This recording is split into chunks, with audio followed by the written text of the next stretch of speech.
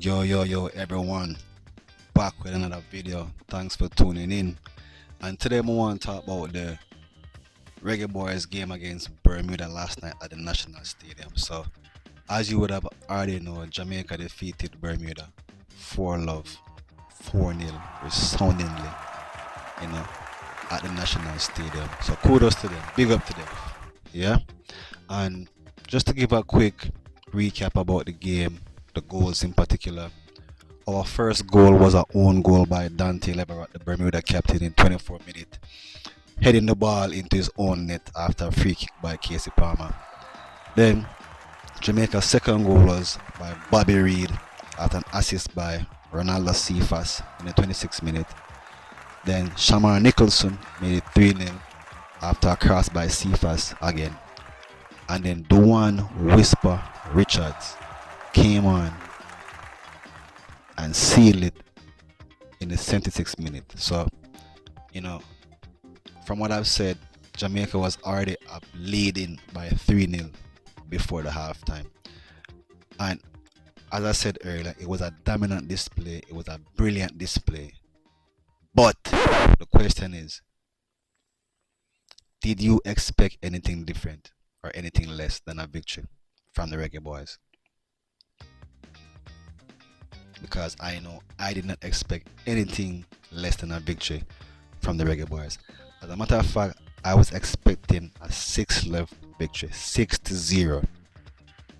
I was expecting the Reggae Boys to go out there and totally stamp their dominance on this Bermuda side. Now, not to take away anything from the victory, 3-love is a convincing victory.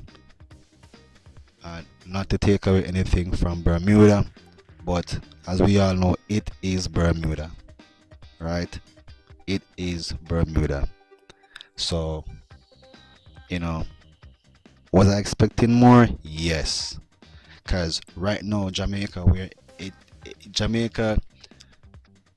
we're in a stage where it's the perfect coming together of all the main factors. It's a complex of factors right now. We have the personnel, we have the experienced players, we have the talent, and we have the tools, and we have the facility to make it into the World Cup. So that win last night, hats off to them. It put us back in control, and we did get a favor from Trinidad and Tobago, but as I said, we're back in control. Now, looking forward, right? Speaking of Trinidad and Tobago, one thing I've noticed about the Soca Warriors is that everywhere they go, once they have a fit team, they play their brand of football. And I was also watching their game against Curacao last night, and Trinidad is not playing. Matter of fact, if you had the chance, watch that goal from Spicer last night. He tried to take off the goalkeeper head, literally. Trinidad and Tobago went into Curacao and humbled the 12th man. The crowd was very quiet. They were nervous last night. So they did what Jamaica failed to do, which is go out there and come back with a result. But I want to cut the Reggae Boys some slack. And the reason why I want to cut the Reggae Boys some slack in their game against Curacao is because at the 11th hour we lost one of our main players. Demare Gray had to go home due to a groin injury. So this is very important. That affected the team, the balance of the team. It affected everything. If you want, you can compare it to when Brazil lost Neymar in the 2014 World Cup, and they just collapsed thereafter. So we Jamaica didn't collapse. Of course, Curacao is not a big side, but they're an organized side. Coached by Dick Advocaat. So say it's a little Dutch team them bring out here. So you understand? So they're a good competition. But looking forward, I expect the Reggae Boyz to come away with a result against Trinidad and Tobago. They have a pretty good team, and they're going to be at home, and they're going to be motivated to come away with a victory. Now, in my opinion, Jamaica, we're in the dark horse group.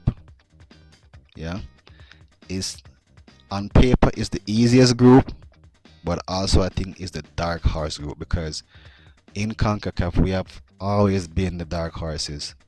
You know, at the nipping at the heels of USA, Mexico, even Canada.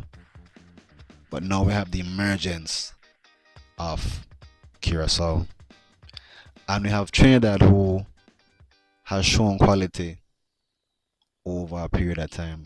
Trinidad has a quality team, and they're being coached by Dwight York and Russell Latape. So Trinidad is going to throw the kitchen sink at us, and we have to be ready. We have to be ready. So, I want to close up by saying hats off to the Reggae Boyz. Awesome display, skill. Whisper came on and showed them, hey, this is how you run through a defense and knock a ball into the corner. That's how you do it. So kudos to Whisper. So I just want to close by saying, if you like the content, subscribe, like, leave a comment. Alright? Peace out.